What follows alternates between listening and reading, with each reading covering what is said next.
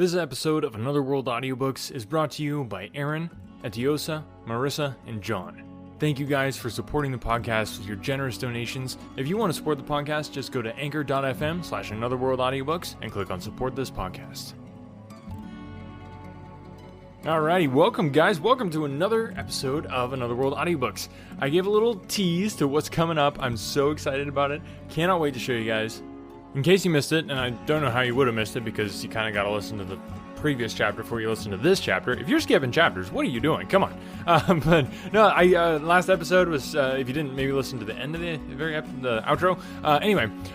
Yeah, we're doing a very special edition style Christmas Carol. I've got about 24 voice actors that are going to be jumping on board with me to make this happen. It is going to be magical, so stay tuned for that. There'll be more information coming up, and I will keep you guys posted as we go. But today, we are carrying on with the Hound of the Baskervilles.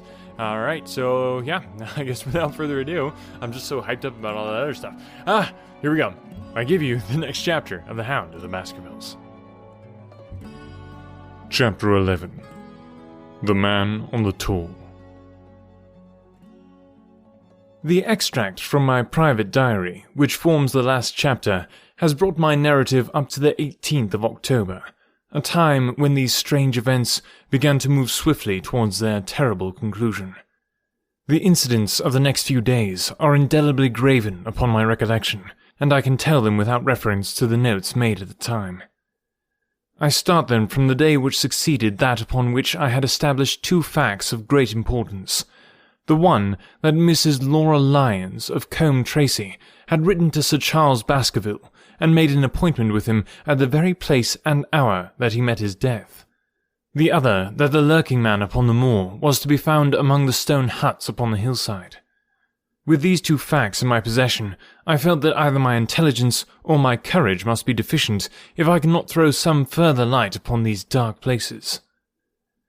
I had no opportunity to tell the baronet what I had learned about Mrs. Lyons upon the evening before, for Dr. Mortimer remained with him at cards until it was very late. At breakfast, however, I informed him about my discovery, and asked him whether he would care to accompany me to Combe Tracy. At first, he was very eager to come, but on second thoughts, it seemed to both of us that if I went alone, the results might be better. The more formal we made the visit, the less information we might obtain. I left Sir Henry behind, therefore, not without some prickings of conscience, and drove off upon my new quest. When I reached Combe Tracy, I told Perkins to put up the horses, and I made inquiries for the lady whom I had come to interrogate. I had no difficulty in finding her rooms, which were central and well appointed. A maid showed me in without ceremony, and as I entered the sitting-room, a lady, who was sitting before a Remington typewriter, sprang up with a pleasant smile of welcome. Her face fell, however, when she saw that I was a stranger, and she sat down again and asked me the object of my visit. The first impression left by Mrs. Lyons was one of extreme beauty. Her eyes and hair were of the same rich hazel colour, and her cheeks, though considerably freckled, were flushed with the exquisite bloom of the brunette, the dainty pink which lurks at the heart of the sulphur rose. Admiration was, I repeat, the first impression, but the second was criticism. There was something subtly wrong with the face, some coarseness of expression, some hardness, perhaps of eye, some looseness of lip which marred its perfect beauty. But these, of course, are afterthoughts. At the moment, I was simply conscious that I was in the presence of a very handsome woman, and that she was asking me the reasons for my visit. I had not quite understood until that instant how delicate my mission was. "I have the pleasure," said I, "of knowing your father."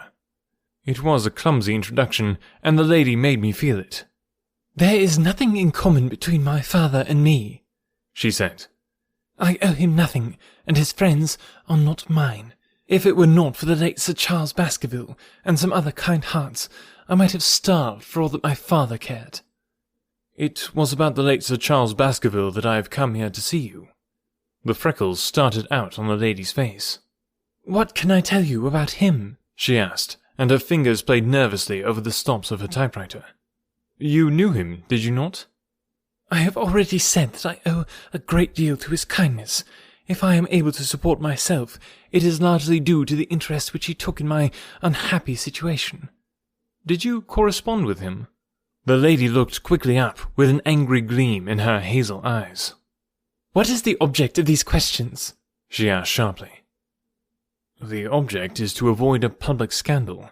It is better that I should ask them here than that the matter should pass outside our control." She was silent, and her face was still very pale. At last she looked up with something reckless and defiant in her manner. "Well, I'll answer," she said. "What are your questions?" "Did you correspond with Sir Charles?" "I certainly wrote to him, once or twice, to acknowledge his delicacy and his generosity." "Have you the dates of those letters?" "No." "Have you ever met him?"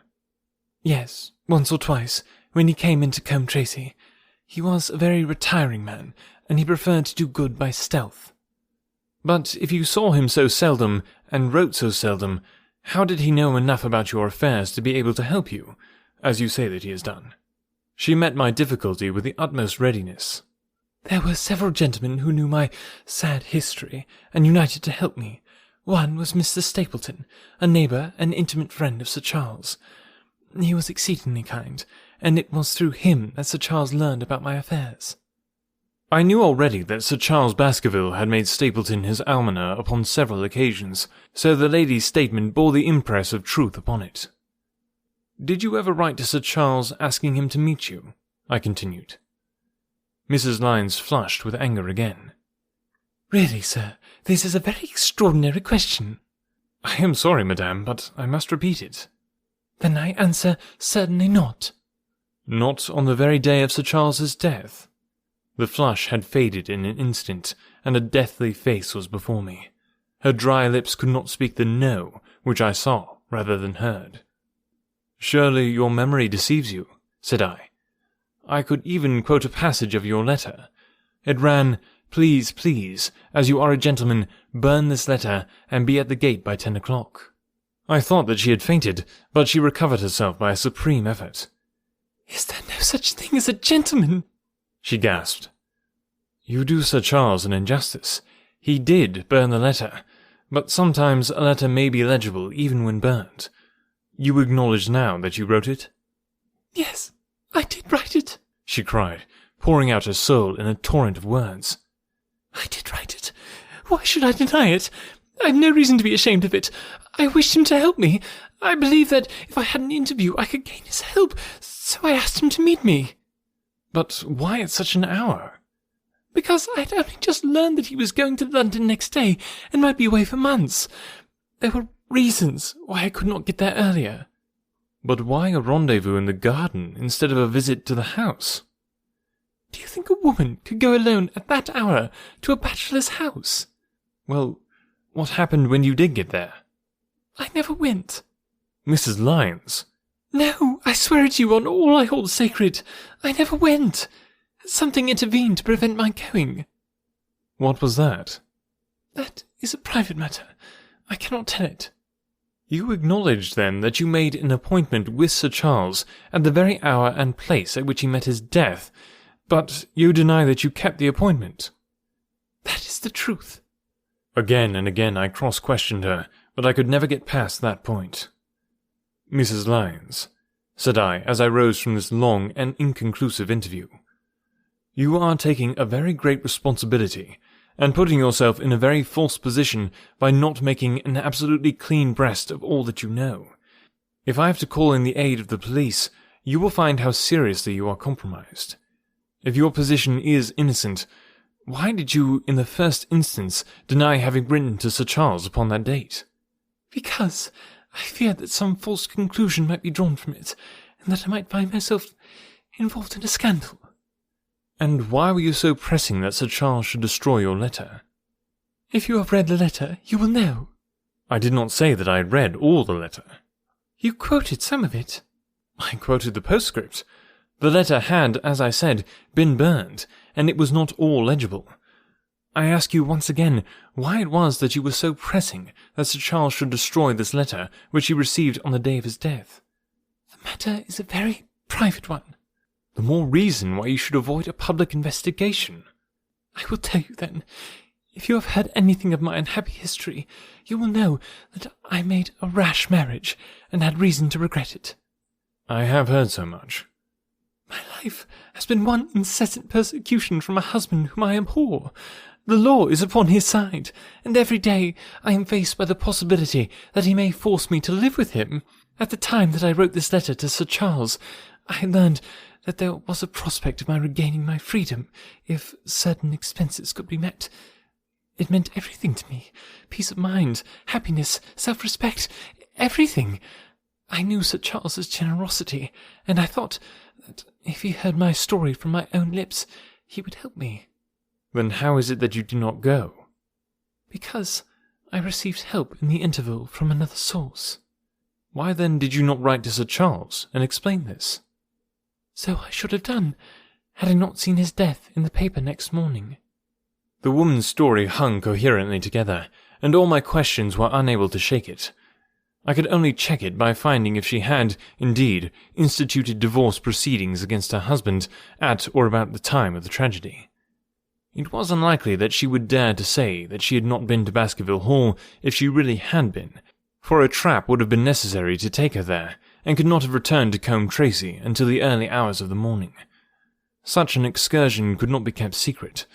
The probability was, therefore, that she was telling the truth, or at least a part of the truth. I came away baffled and disheartened. Once again, I had reached that dead wall which seemed to be built across every path by which I tried to get at the object of my mission. And yet, the more I thought of the lady's face, and of her manner, the more I felt that something was being held back from me. Why should she turn so pale? Why should she fight against every admission until it was forced from her? Why should she have been so reticent at the time of the tragedy? Surely the explanation of all this could not be as innocent as she would have me believe. For the moment I could proceed no farther in that direction, but must turn back to that other clue, which was to be sought for among the stone huts upon the moor. And that was a most vague direction. I realized it as I drove back, and noted how hill after hill showed traces of the ancient people. Barrymore's only indication had been that the stranger lived in one of these abandoned huts, and many hundreds of them are scattered throughout the length and breadth of the moor. But I had my own experience for a guide, since it had shown me the man himself standing upon the summit of the Black Tor. That, then, should be the centre of my search. From there I should explore every hut upon the moor until I lighted upon the right one. If this man were inside it, I should find out from his own lips, at the point of my revolver, if necessary, who he was, and why he had dogged us so long. He might slip away from us in the crowd of Regent Street, but it would puzzle him to do so upon the lonely moor. On the other hand, if I should find the hut, and its tenant should not be within it, I must remain there, however long the vigil, until he returned. Holmes had missed him in London. It would indeed be a triumph for me if I could run him to earth where my master had failed. Luck had been against us again and again in this inquiry, but now at last it came to my aid, and the messenger of good fortune was none other than Mr. Frankland, who was standing grey-whiskered and red-faced outside the gate of his garden, which opened on to the high-road along which I travelled. "Good day, Dr. Watson," cried he with unwonted good humour. "You must really give your horses a rest, and come in to have a glass of wine, and to congratulate me." My feelings towards him were very far from being friendly after what I had heard of his treatment of his daughter, but I was anxious to send Perkins and the wagonette home, and the opportunity was a good one. I alighted and sent a message to Sir Henry that I should walk over in time for dinner. Then I followed Frankland into his dining-room. "It is a great day for me, sir, one of the red-letter days of my life," he cried with many chuckles. "I have brought off a double event. I mean to teach them in these parts that law is law, and that there is a man here who does not fear to invoke it. I have established a right-of-way through the centre of Old Middleton's Park, slap across it, sir, within 100 yards of his own front door. What do you think of that? We'll teach those magnates that they cannot ride roughshod over the rights of the commoners, confound them. And I've closed the wood where the Fernworthy folk used to picnic. These infernal people seem to think that there are no rights of property, and that they can swarm where they like with their papers and their bottles. Both cases decided, Dr. Watson, and both in my favour.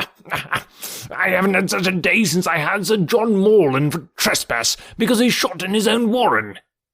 How on earth did you do that? Look it up in the book, sir. It will repay reading. Franklin v. Morland, Court of Queen's Bench. It cost me £200, but I got my verdict. Did it do you any good? None, sir, none. I act entirely from a sense of public duty. I've no doubt, for example, that the Fernworthy people will burn me in effigy tonight. I told the police last time they did it that they should stop these disgraceful exhibitions. The county constabulary is in a scandalous state, sir, and it has not afforded me the protection to which I am entitled. The case of Franklin v. Regina will bring the matter before the attention of the public. I told them that they would have occasion to regret their treatment of me, and already my words have come true. How so? I asked. The old man put on a very knowing expression. Because I could tell them what they are dying to know. But nothing would induce me to help the rascals in any way. I had been casting round for some excuse by which I could get away from his gossip, but now I began to wish to hear more of it. I had seen enough of the contrary nature of the old sinner to understand that any strong sign of interest would be the surest way to stop his confidences. Some poaching case, no doubt, said I with an indifferent manner. Oh, my boy, a very much more important matter than that. What about the convict on the moor? I stared. You don't mean that you know where he is, said I. I may not know exactly where he is, but I'm quite sure that I could help the police to lay their hands on him. Has it never struck you that the way to catch that man was to find out where he got his food, and so trace it to him? He certainly seemed to be getting uncomfortably near the truth. No doubt, said I. But how do you know that he is anywhere upon the moor? I know it because I've seen with my own eyes the messenger who takes him his food. My heart sank for Barrymore.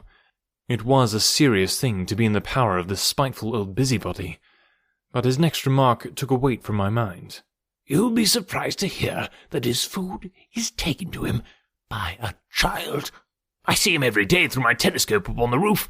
He passes along the same path at the same hour, and to whom should he be going except to the convict? Here was luck indeed, and yet I suppressed all appearance of interest. A child? Barrymore had said that our unknown was supplied by a boy. It was on his track, and not upon the convict's, that Franklin had stumbled. If I could get his knowledge, it might save me a long and weary hunt. But incredulity and indifference were evidently my strongest cards. I should say that it was much more likely that it was the son of one of the moorland shepherds, taking out his father's dinner. The least appearance of opposition struck fire out of the old autocrat. His eyes looked malignantly at me, and his grey whiskers bristled like those of an angry cat. Indeed, sir, said he, pointing out over the wide-stretching moor. Do you see the black tor over yonder? Well, do you see the low hill beyond, with a thorn bush upon it? It is the stoniest part of the whole moor. Is that a place where a shepherd would be likely to take his station? Your suggestion, sir, is a most absurd one. I meekly answered that I had spoken without knowing all the facts. My submission pleased him, and led him to further confidences. You may be sure, sir, that I have very good grounds before I come to an opinion. I've seen the boy again and again with his bundle, every day, and sometimes twice a day. I have been able... But wait a moment, Dr. Watson. Do my eyes deceive me, or is there at this present moment something moving upon that hillside? It was several miles off, but I could distinctly see a small dark dot upon the dull green and grey. Come, sir, come! Cried Franklin, rushing upstairs. You will see with your own eyes, and judge for yourself. The telescope, a formidable instrument mounted upon a tripod, stood upon the flat leads of the house. Franklin clapped his eye to it and gave a cry of satisfaction. Quick, Watson, quick before he passes over the hill. There he was, sure enough, a small urchin with a little bundle upon his shoulder, toiling slowly up the hill. When he reached the crest, I saw the ragged, uncouth figure outlined for an instant against the cold blue sky. He looked round him with a furtive and stealthy air, as one who dreads pursuit. Then he vanished over the hill. Well, am I right? Certainly. There is a boy who seems to have some secret errand. And what the errand is, even a country constable could guess. But not one word shall they have from me, and I bind you to secrecy also, Dr. Watson. Not a word, you understand? Just as you wish. They have treated me shamefully. Shamefully. When the facts come out in Franklin v. Regina, I venture to think that a thrill of indignation will run through the country. Nothing would induce me to help the police anyway. For all they cared, it might have been me, instead of my effigy, which these rascals burned at the stake. Oh, surely you are not going. You will help me to empty the decanter in honour of this great occasion. But I resisted all his solicitations, and succeeded in dissuading him from his announced intention of walking home with me. I kept the road as long as his eye was on me, and then I struck off across the moor, and made for the stony hill over which the boy had disappeared. Everything was working in my favour, and I swore that it should not be through my lack of energy or perseverance that I should miss the chance which fortune had thrown in my way. The sun was already sinking when I reached the summit of the hill, and the long slopes beneath me were all golden green on one side and grey shadow on the other. A haze lay low upon the farther skyline, out of which jutted the fantastic shapes of Belvoir and Vixen Tor. Over the wide expanse there was no sound and no movement. One great grey bird, a gull or curlew, soared aloft in the blue heaven. He and I seemed to be the only living things upon the huge arch of the sky and the desert beneath it. The barren scene, the sense of loneliness, and the mystery and urgency of my task all struck a chill into my heart. The boy was nowhere to be seen, but down beneath me in a cleft of the hills there was a circle of the old stone huts, and in the middle of them there was one which retained sufficient roof to act as a screen against the weather. My heart leaped within me as I saw it. This must be the burrow where the stranger lurked. At last my foot was on the threshold of his hiding place. His secret was within my grasp. As I approached the hut, walking as warily as Stapleton would do when with poised net he drew near the settled butterfly, I satisfied myself that the place had indeed been used as a habitation.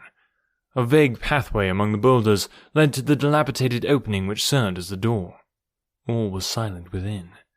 The unknown might be lurking there, or he might be prowling on the moor. My nerves tingled with the sense of adventure.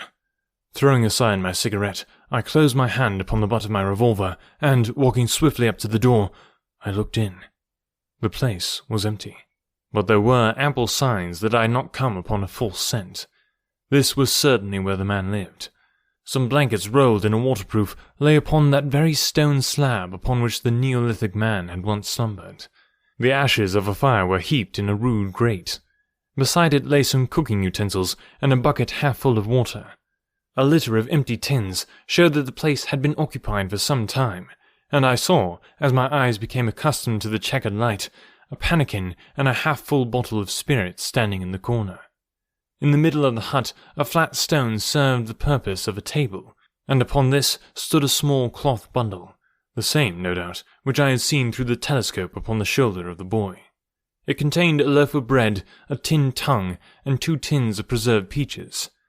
As I set it down again, after having examined it, my heart leaped to see that, beneath it, there lay a sheet of paper with writing upon it. I raised it, and this was what I read, roughly scrawled in pencil. Dr. Watson has gone to Combe Tracy. For a minute I stood there with the paper in my hands, thinking out the meaning of this curt message. It was I, then, and not Sir Henry, who was being dogged by this secret man. He had not followed me himself, but he had sent an agent, the boy, perhaps, upon my track, and this was his report.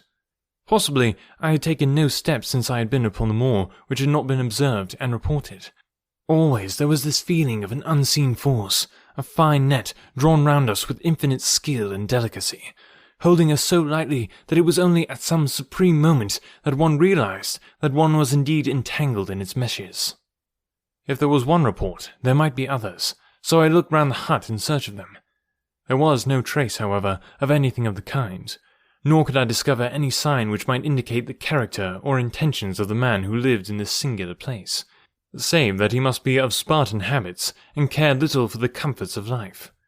When I thought of the heavy rains and looked at the gaping roof, I understood how strong and immutable must be the purpose which had kept him in that inhospitable abode.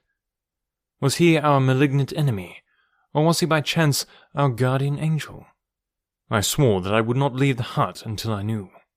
Outside, the sun was sinking low, and the west was blazing with scarlet and gold.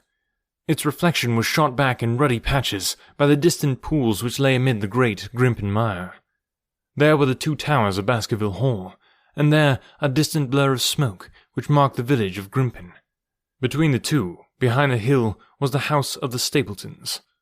All was sweet and mellow and peaceful in the golden evening light, and yet, as I looked at them, my soul shared none of the peace of nature, but quivered at the vagueness and the terror of that interview which every instant was bringing nearer.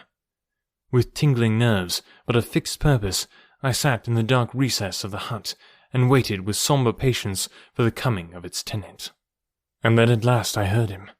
Far away came the sharp clink of a boot striking upon a stone, then another, and yet another, coming nearer and nearer. I shrank back into the darkest corner, and cocked a pistol in my pocket, determined not to discover myself until I had an opportunity of seeing something of the stranger. There was a long pause which showed me that he had stopped. Then once more the footsteps approached, and a shadow fell across the opening of the hut. "It is a lovely evening, my dear Watson," said a well-known voice. "I really think that you will be more comfortable outside than in." Alright, thank you guys so much for listening. Really appreciate you just tuning into the podcast. It is so cool to see this growing. I love doing this. I love putting out these episodes. But at the beginning of the episode, when I give a little shout out to all the sponsors of the podcast, that is so cool to me. That I've got 4 people right now who donate $5 a month to support the podcast. And that is huge. It may not seem like a whole lot. Definitely want to grow that. So if you want to join in and become a loyal citizen of Another World Audiobooks, you can definitely do that. Just go to anchor.fm/anotherworldaudiobooks and click on support this podcast. But really, it's all about me just bringing these high quality, awesome audiobooks. I was actually just checking out, because every year new stuff comes into the public domain. And right now, all that I do on the podcast is public domain, unless it's from an indie author who gives me permission because of copyright and all that sort of thing. So more things are coming into the public domain every single year. And it's just so exciting to see, like, okay, eventually we're going to have other like crazy things you would really know come into the public domain. But anyway, all that to say, I love doing what I'm doing, and I thank you so much for just making this possible for me to do this, because this is a passion project. It's something I love doing, but I couldn't do it without listeners, or I guess it really wouldn't make a whole lot of sense if I did it without listeners. So you guys tuning into the podcast, you guys sharing the podcast, becoming a loyal citizen and donating to the podcast, anything like that just is so awesome, and I cannot thank you enough. So but yeah, with the Christmas Carol Ensemble collaboration coming up, like I said, over 24 voice actors are getting in on this. It is going to be fantastic audio drama of A Christmas Carol, and I can't think of a better way to celebrate Christmas and the Christmas season than by doing this. And I think I mentioned in the last episode in the outro, but just wanted to make sure it's out there. This is 100%, any sales of this as an audiobook are going to go straight to Operation Christmas Child, which, if you've never heard of Operation Christmas Child, go look it up. Such a cool organization doing such wonderful work. They're just really bringing Christmas to kids who have never gotten to experience it before. It's such a magical, cool way to be involved with just, spreading some Christmas love to people who need it the most. So if you want to get in on that, you can just go to Operation Christmas Child and donate directly there. If you don't want the audiobook, or if you just want to listen to it on the podcast, I'm going to be delivering it to you for free here on the podcast and serialized like we always do. However, if you want to pre-order the full version of the audiobook of A Christmas Carol, the dramatized version, going to make pre-ordering as easy as possible. So all you got to do is go to Operation Christmas Child's website, okay? The link is going to be down in the show notes, and make a donation. You can do it for the $9 to cover one shoebox, or whatever you like, whatever amount you like. And then they're going to send you an email receipt of your donation. So go ahead and donate on their website. Like I said, link is in the description, or you can just Google Operation Christmas Child. It'll pop right up. You can donate there. They'll send you a receipt. Then all you got to do is email a copy of your receipt to anotherworldaudiobooks@gmail.com. Again, also link is down in the description, with the subject line "Pre-order Christmas Carol." So just make sure to make that the subject line so I can keep track of who's doing what there. So make sure that that's the subject line in the email that you send me a copy of your receipt. And that's all you got to do. I will add you to the list, and then when the audiobook launches, you're going to receive a code to download the audiobook right there and then and there. So it's super easy. Just go to Operation Christmas Child, make a donation, and then email me the receipt of your donation, and with the subject line of the email of pre-order Christmas Carol, and then I'll add you to the list, and then when it goes live, you'll get your code to download the audiobook. So hopefully that makes it super simple. Again, all the links and the information for how to pre-order the audiobook are down in the show notes. So check that out. If you want to order it, great. That would be awesome. You would be supporting Operation Christmas Child during this Christmas season. And I mean, I just can't think of a better way to celebrate Christmas than by giving to those in need and doing something awesome like this. It just, man, there's something so magical about A Christmas Carol, and with all these different awesome voices. I mean, these are some high caliber people. Anyway, I'm droning on too long. Sorry about that. So I try and put this in the outro because I know I'm going to go long. So anyway, I love you guys. Cannot thank you enough. Yeah, and if you don't want to buy the audiobook, if you don't want to do any of that stuff, don't want to donate to the podcast, that's totally fine. I will keep making this podcast for you because that's just what I do. All I ask is that you share it. If you just tell somebody else that you know who would enjoy a free audiobook, and I mean, who wouldn't enjoy a free audiobook? So spread the love, spread the free audiobooks. It's all good. All right, we'll keep you updated. Talk to you guys soon. When I was in school, I absolutely hated writing. It wasn't until I was a bit older that I came to understand the power of words. If you're a business owner, you understand that power too. A business blog, when done right, can drive sales, increase revenue, and get you more customers. But as a business owner, you probably don't have the time to do all that writing. Plus, if you're not a copywriter by trade, you might feel like you're just kind of throwing words out there and they're not actually accomplishing anything. The good news is, there's a simple solution. Check it out. I call it the ultimate blog post checklist for businesses with online stores. This checklist will allow you to write better, more effective articles that convert readers into buyers. It's full of easy to follow examples to get your creativity flowing based on experience of nearly 1 million words written, and best of all, it's effective on any type of article in any industry or niche. I've successfully used this exact checklist on topics from pool table reviews to investment advice. Tired of spending tons of time writing stuff that doesn't convert? This checklist will change that by giving you highly effective blog posts and articles that transform readers into paying customers. Go to invicta.enterprises/free checklist and start saving time and transforming your writing now. That's invicta.enterprises/free checklist.